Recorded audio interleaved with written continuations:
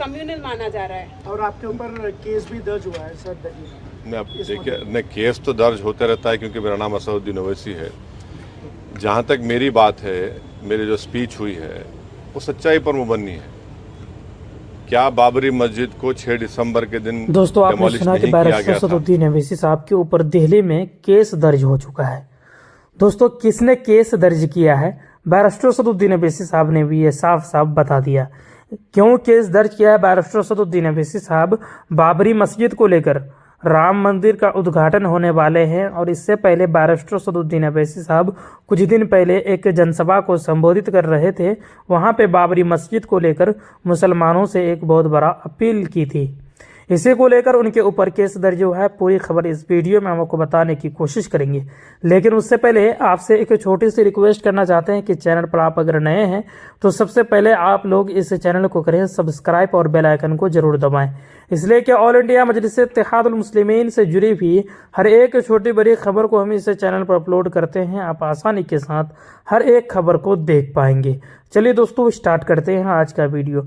दोस्तों बैरिस्टर असदुद्दीन ओवैसी साहब के ऊपर केस दर्ज हो चुके हैं दिल्ली में।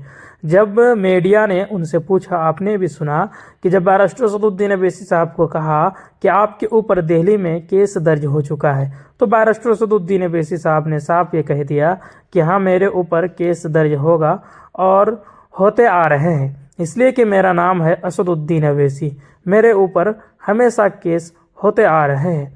इसलिए बैरिस्टर असदुद्दीन ओवैसी साहब के ऊपर केस दर्ज करने का काम किया है कि बैरिस्टर असदुद्दीन ओवैसी साहब बाबरी मस्जिद को लेकर 6 दिसंबर के दिन जो बाबरी मस्जिद को शहीद की गई थी, उन्हीं को लेकर बैरिस्टर असदुद्दीन ओवैसी साहब कुछ तकरीरें किए थे और राम मंदिर का जो उद्घाटन है वहीं पे 22 जनवरी को, उसको लेकर भी बैरिस्टर असदुद्दीन ओवैसी साहब एक बयान दिए थे।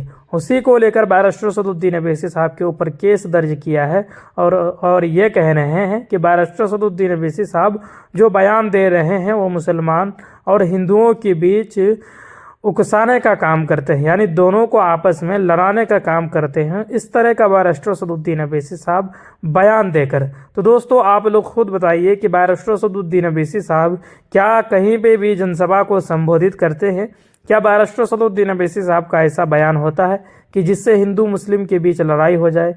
क्या बैरिस्टर असदुद्दीन ओवैसी साहब संसद में जब गरजते हैं और बरसते हैं, क्या जिस तरह से बीजेपी के विधायक बोलते हैं, क्या उसी तरह बैरिस्टर असदुद्दीन ओवैसी साहब भी बोलते हैं?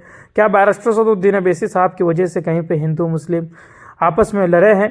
तो दोस्तों बैरिस्टर असदुद्दीन ओवैसी साहब हमेशा हिंदू और मुसलमानों को साथ लेकर चलने की बात करते हैं सरकार से। सरकार को यही कहते हैं बैरिस्टर असदुद्दीन ओवैसी साहब कि आप एक तरफा काम ना करें। आप सरकार है, आप प्रधानमंत्री हैं,